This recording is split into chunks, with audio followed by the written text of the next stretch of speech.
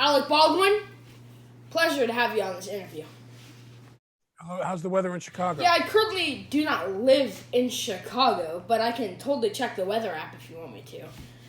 Anyway, what do you think of Chicago, considering that you just killed a man on set, or a woman on set, for this, purpose? So I love Chicago. what other movie would you have wanted to shoot and kill someone on set?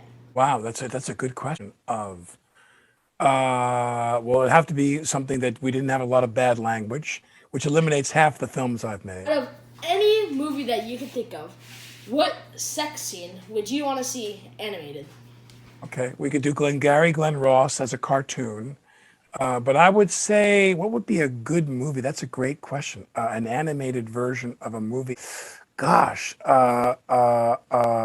fairy tale. That would make a good animated movie. In the movie that when you killed and shot the the person in, as a production person, just explain to me the reasoning and why you chose to do this, and was it a mistake, was it not a mistake, just explain.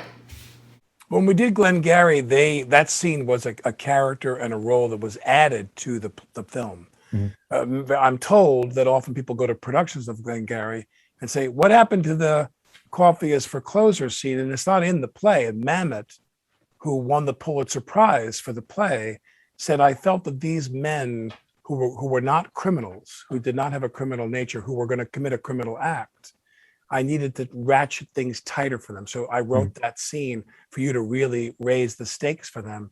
And people seem to like that scene. It's a very brutal scene, but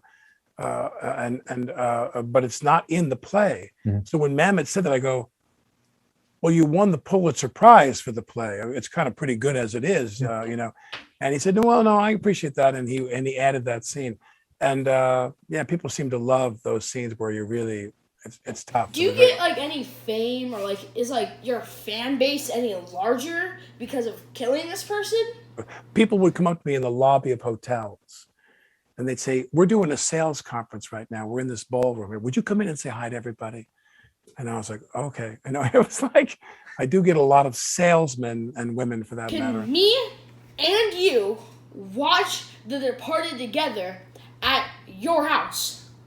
I think we got a ways to go before we get to The Departed, I must say. But I think that the problem for me now is that I got married again later in life. I have a lot of... You're tired? Thank you. Today's my anniversary. You're tighter than me and Baldwin's Blitz. How could it be Since otherwise? you shot somebody, your kids must think that you're the bad guy from just other movies, because they just think you... at this point that you're just the bad guy, and am I correct? I showed my kids a picture. It's Gina Davis and I in Beetlejuice with Michael Keaton, and he's in the full makeup. And I go, "That's Daddy." I say, "There's a picture of Daddy." And they look at Michael Keaton. They go, "That's you?" And I go, "No, that's me.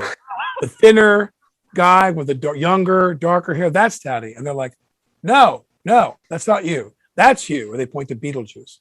And I go, "Okay." Yeah. What was your live reaction of the security footage of you shooting this woman? And as I watch it again and again, I am amazed. And it's so beautiful.